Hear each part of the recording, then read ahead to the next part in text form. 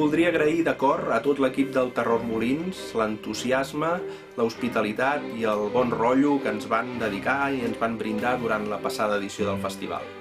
Que un abrazo fuerte, gracias a toda la gente de Molins de Rey por tratarme tan de putísima madre. You guys have such a beautiful country, beautiful town, amazing festival. Y para mí es que fue algo que se me quedó ahí grabado y que fue difícil de olvidar. Molins es el mejor, de verdad, es el más tradicional, creo, festival de cine de terror que hay en el planeta.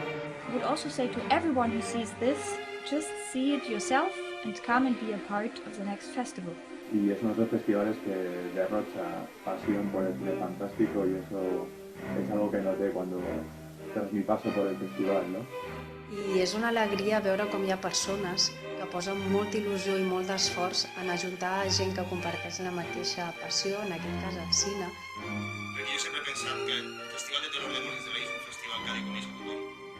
Tothom ha de viure, com a mínim una vegada. Lo que passa és que això és impossible, perquè si ho vius una vegada, tornaràs a viure una, y una altra, y una altra. Me han contado que el festival está creciendo y que está muy interesante. Así que nada, muchas ganas de volver. Vamos a ver si en noviembre se repite. Así pues, amigos, nos vemos en el Festival de Cine de Terror de Molins de Rey. Con traeros todas vuestras fobias y miedos, los vuestros y los de vuestros acompañantes.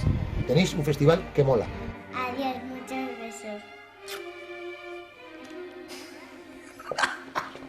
View Molins de Rey.